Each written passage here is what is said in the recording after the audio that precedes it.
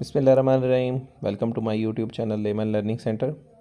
आज हम एक और newspaper article level playing field को डिस्कस करेंगे। ये हमारी पाकिस्तान की सियासी सूरत हाल के मतलब यानी कि करंट अफेयर के मतलब है, पाकिस्तान अफेयर के मतलब आपको हेल्प करेगा। CSS या PMS या दीगर कंपेटिटिव एग्ज़ाम में ऐसे के हवाले से मटीरियल आपको मिलने में आसानी रहेगी, क्योंकि इसमें इस तमाम रिएक्शन के मतलब मालूमात आपको मिल जाएंगी, पाकिस्तान की हिस्ट्री मिल जाएगी और इसके अलावा मौजूदा सूरत हाल के बारे में भी तमाम मालूमात आपके सामने होंगे। Level playing field, so let's begin. An overview of our poll history indicates the extent of electoral neutrality we can expect. हमारे पास मुकम्मल तौर पे हमारी तमाम इलेक्शंस के नताइज सामने मौजूद हैं, जो इस बात का इशारा करते हैं कि कितनी इलेक्शन के हवाले से हमारे मोतदिली नज़र आती है, गैर जानिबदारी नज़र आती है। It is both fair and legitimate to demand a level playing field for the coming and for a matter every election.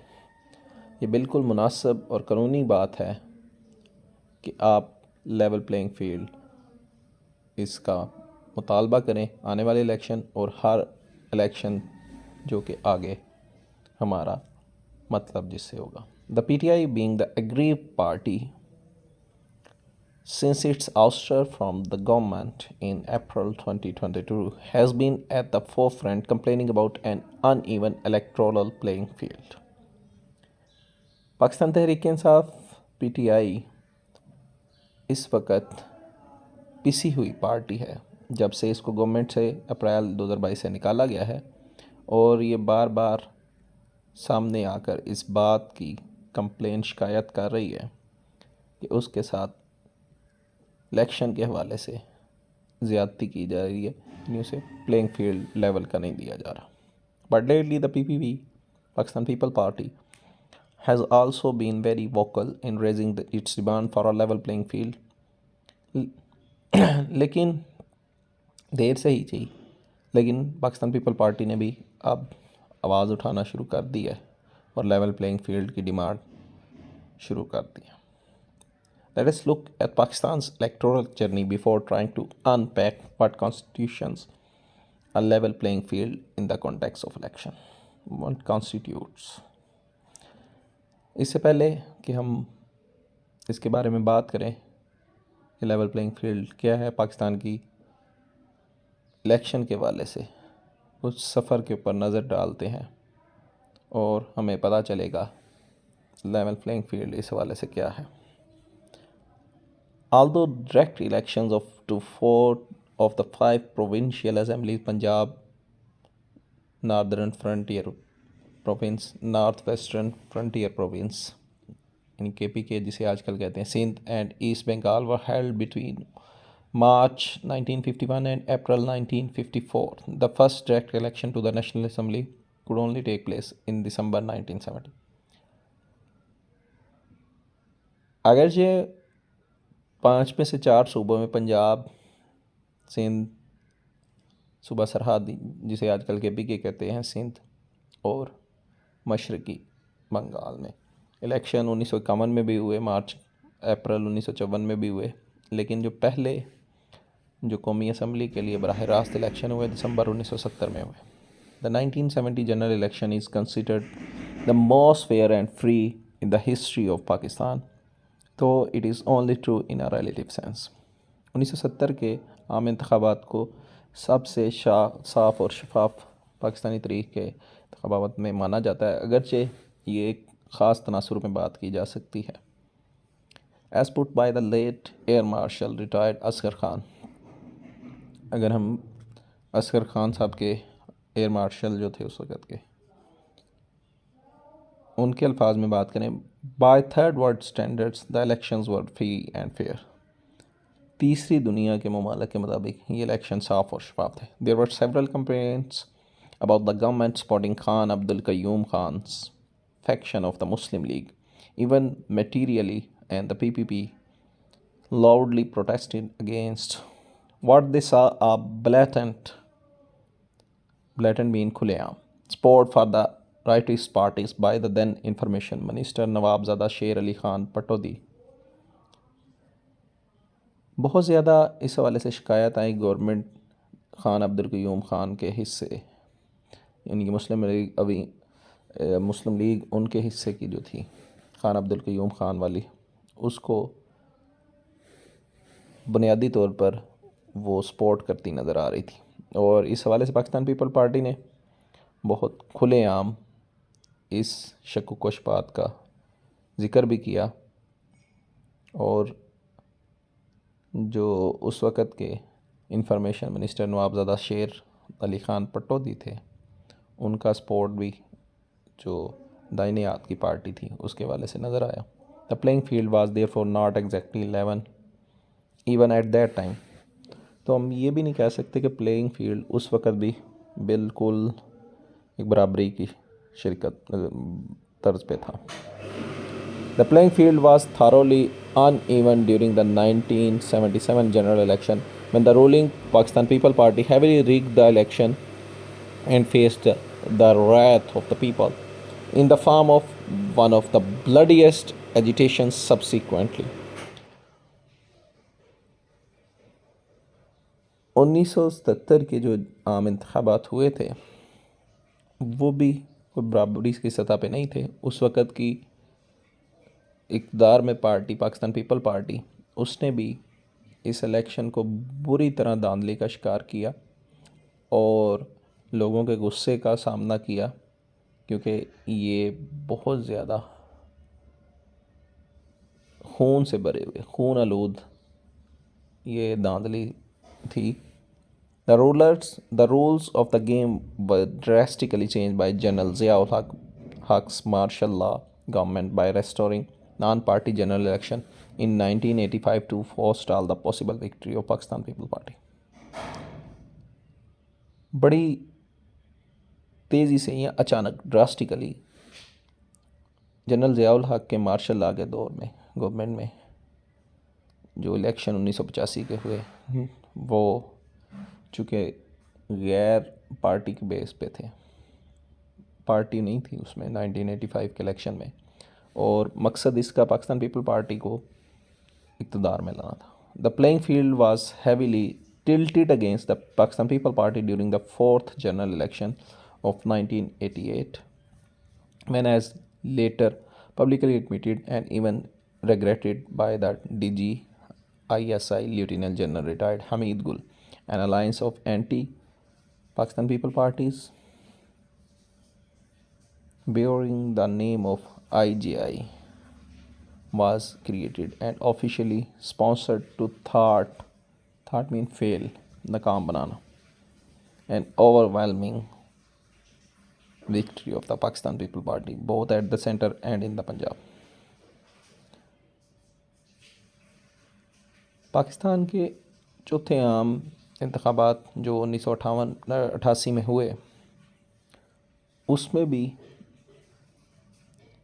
Pakistan People party के मुखालिफ एक इत्तेहाद बनाया गया और लेवलिंग प्लेइंग फील्ड उसकी जानिब किया गया, जो कि बाद में DGISI लेफ्टिनेंट जनरल हमीद गुल साहब ने इस बात को ना सिर्फ माना बल्कि इस पे अफसोस का भी इजहार किया कि उन्होंने एक इत्तेहाद बनाया था जो पाकिस्तान पीपल पार्टी के ख़िलाफ़ था, और उसका नाम IGI था, उस वक़्त बनाया गया, और उसको इस हवाले से पीछे से सहारा भी दिया गया मुकम्मल तौर पर, ताकि पाकिस्तान पीपल पार्टी की जो वफाक में और पंजाब के अंदर उसकी कामयाबी को रोका जा सके। The same pattern was seen during the 1990 general election, when IGI was even monetarily supported by the DGISI, and later revealed in an affidavit submitted to the Supreme Court by retired Lieutenant General Asad Durrani, who was DGISI during the 1990s poll. और इसी तरह का तर्ज़ अमल 1990 के आम इंतखाबात में भी नज़र आया, जब IGI को मॉनिटरली, इनके पैसों के हवाले से भी उसको सपोर्ट फ्राहम किया गया, उसको मदद फ्राहम की गई। DGISI lieutenant general Asad Durrani ने इस बात का वाज़िया तौर पर एक बयानिया जमा करवाया, एक एफिडेविट हलफनामा सुप्रीम कोर्ट में भी जमा करवाया 1990 के इलेक्शन के हवाले से। The Nawaz Sharif government was sacked by the president in 1993 on charges of corruption and misgovernance, and a number of cases were instituted against the former prime minister and his party colleagues. Nawaz Sharif की government को सदर के ज़रिए 1993 में corruption, बदउनवानी और miss governance और बहुत ज़्यादा केसों के चलते हुए उनको घर भेज दिया गया और उनके ख़िलाफ़ और उसकी पार्टी के जो साथी थे उनके ख़िलाफ़ बहुत ज़्यादा केसेस दायर किए गए। दे वर greatly harassed before the general election of 1993, giving a clear signal to the fence sitters that Nawaz Sharif and his party would not be allowed to return to power. उनको बुरी तरह से ज़हनी तौर पे अज़ियत दी गई 1953 के आम इंतखाबात से पहले, जो एक वाज़िया तौर पर एक इशारा था जो तमाशाई बैठे हुए थे या लोग वोट डालने वाले थे कि नवाज शरीफ को दोबारा इक़्तिदार में नहीं आने दिया जाएगा। The same story was repeated in 1996 and 97 when the Benazir Bhutto government was dismissed by the president and a number of criminal investigations and cases were instituted against her, her husband and her party colleagues, and the state media ran a huge campaign to discredit her to the point that it became extremely difficult for Pakistan People Party to even run a meaningful election campaign. इसी तरह की कहानी 1996 और 97 में भी दोहराई गई जब बेनज़ीर भुट्टो की गवर्नमेंट को उस वक़्त के सदर ने हटा दिया और उनके ख़िलाफ़ बहुत ज़्यादा मुजरमाना तहकीकात और केसेस उनके शोहर के ख़िलाफ़ आसिफ अली ज़रदारी और उनकी पार्टी साथियों के साथ, और इस हवाले से पीटीवी जो स्टेट मीडिया है उसने एक वाज़िया तौर पर एक कैंपेन चलाई, एक मुहिम चलाई ताकि उनकी क्रेडिबिलिटी को ख़राब किया जा सके, और इस हद तक वो गए पाकिस्तान पीपल पार्टी के लिए एक इलेक्शन की मुहिम चलाना भी मुश्किल हो गया। Nawaz Sharif who had won the 1997 general election with a 2/3 majority was sent packing through a military coup led by Janab Parvez Musharraf in 1999. Nawaz Sharif जो 1997 के आम इंतखाबात 2/3 की अक्सरियत से जीते, उनको जनरल मुशर्रफ साहब ने आर्मी कू करते हुए उनको 1999 में घर भेज दिया। The next general election was held by the military government in 2002 while Nawaz Sharif and his family were exiled, बाहर भेज दिया गया था, जिला वतन कर दिया गया था। Saudi Arabia and a king's party called the PMLQ was created through the intelligence apparatus to do General Musharraf's bidding. 2002 में होने वाले अगले इंतखाबात जो कि मिलिट्री गवर्नमेंट नवाज शरीफ और उसकी फ़ैमिली को उस वक़्त बाहर सऊदी अरब में भेज दिया गया था और एक किंग पार्टी बनाई गई जिसका नाम PMLQ था। इसी इंटेलिजेंस एजेंसी को इस्तेमाल करते हुए मुराद आई ऐसा ही है जनरल मुशर्रफ की ताकि बात मनवाई जा सके। The result of the 2000 election was also fixed if one is to believe former Prime Minister Chaudhry Shujaat Hussain, who claimed in his book सच तो ये है, this is the truth, that General Musharraf had reached an understanding with the Pakistan People Party to let the party win. 2008 के इंतखाबात भी पहले से तयशुदा थे। अगर किसी को ये लगता है या वो मानता है कि जो हमारे साबका वज़ीर आज़म चौधरी शुजात हुसैन, जिन्होंने अपनी बुक सच तो ये है में दावा किया है कि जनरल मुशर्रफ साहब जो है वो पाकिस्तान पीपल पार्टी के साथ एक मामला तय पाया गया था कि उनकी पार्टी जो जीतेगी। General election 2013 was relatively free and fair as there was no evidence of interference by the state intelligence agencies, and a commission of inquiry headed by the Chief Justice concluded that it cannot be said that on an overall basis the elections were not a true and fair reflection of the mandate given by the electoral law. 2013 के इंतखाबात बनिस्बतन साफ़ और शफाफ थे, क्योंकि कोई state जो हमारी रियासत की खुफिया एजेंसी हैं उनकी तरफ से किसी किस्म की मुदाखलत का सबूत नहीं था मिला। और जो कमीशन इंक्वायरी चीफ जस्टिस साहब ने बनाई थी, उनकी सरबराही में बनी थी, उसका नतीजा ये निकला कि ऐसा नहीं कहा जा सकता कि किसी मुकम्मल तौर पे बुनियादों पर इलेक्शन जो है वो साफ़ और शफाफ आईना नहीं थे जो मैंडेट इस इलेक्शन ने, इस इंतखाबात ने गवर्नमेंट को दिया। The PTI however considered the election heavily rigged and mounted an agitation against the election result. PTI government ने इस इलेक्शन को धांधली ज़दा करार दिया और इलेक्शन के नताइज के ख़िलाफ़ धरना देना शुरू कर दिया। उन्होंने एक बेचैनी सी पैदा कर दी। The 2000 election saw a heavily tilted playing field against the PMLN and Nawaz Sharif. 2018 के इंतखाबात ने लेवल प्लेइंग फील्ड को फिर एक साइड एक जानिब दे देखा और पाकिस्तान मुस्लिम लीग, नवाज, PMLN और नवाज शरीफ के ख़िलाफ़ इसको जाते देखा। It favored the PTI right from the pre-election phase, continuing in the post-election phase and beyond. इस इंतखाबात ने PTI को इलेक्शन से पहले ही और इलेक्शन के बाद भी काफ़ी तरह से फ़ायदा दिया।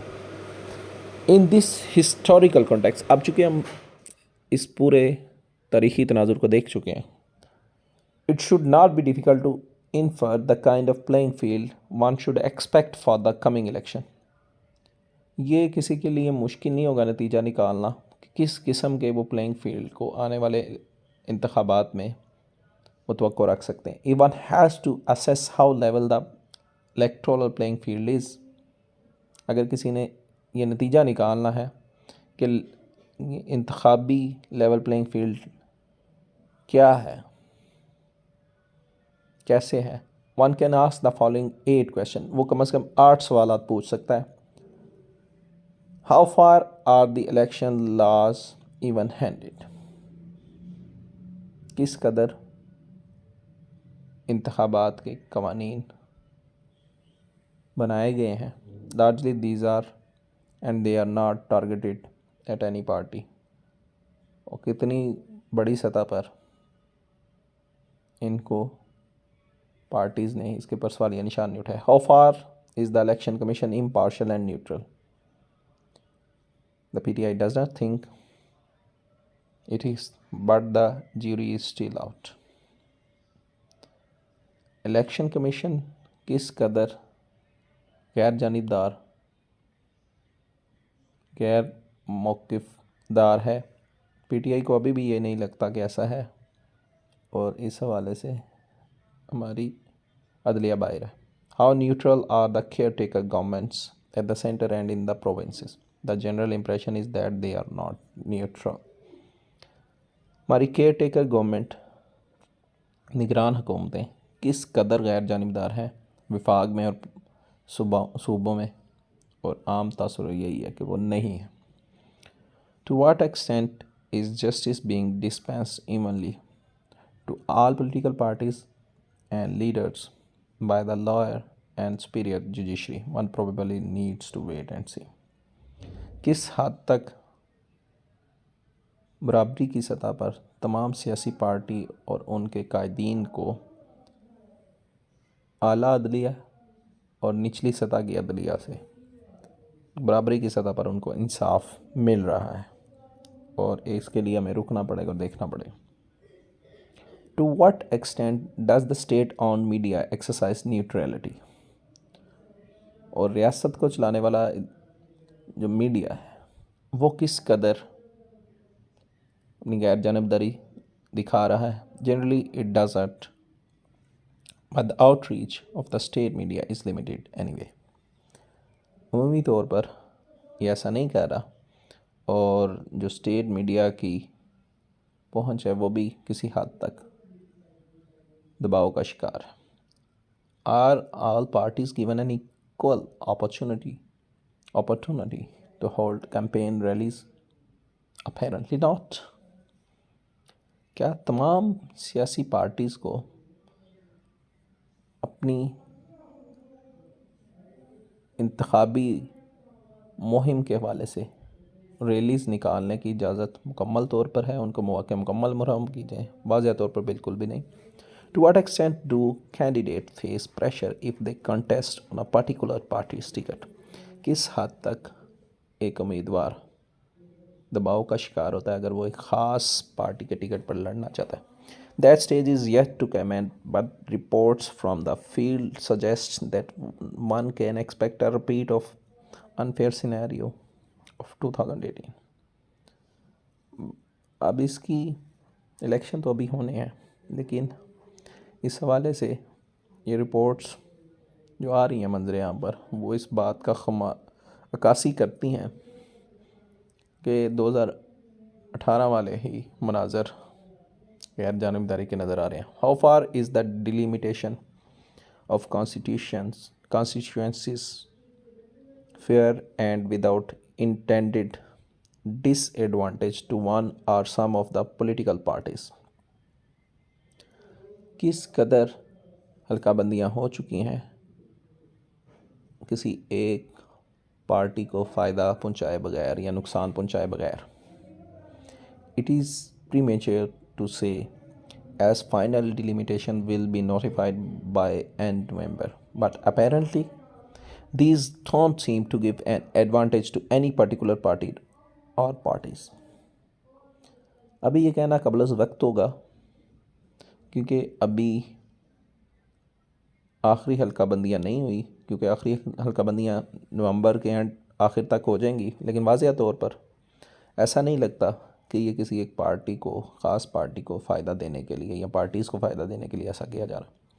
Normally the voters list is also an instrument of tilting the playing field, but fortunately are CNIC based electoral rolls are beyond large scale manipulation.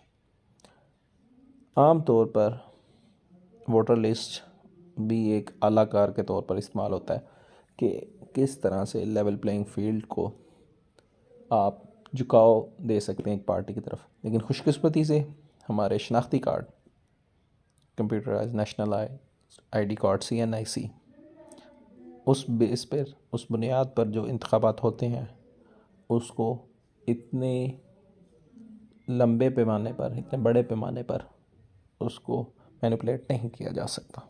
So that's all from today and hope आपको काफ़ी ज़्यादा information मिली होगी। Channel को subscribe ज़रूर करें, और काफ़ी अरसे में पीछे गायब रहा, उसकी रीज़न ये थी कि चंद एक ज़ाती मसरूफियात थी। शुक्रिया।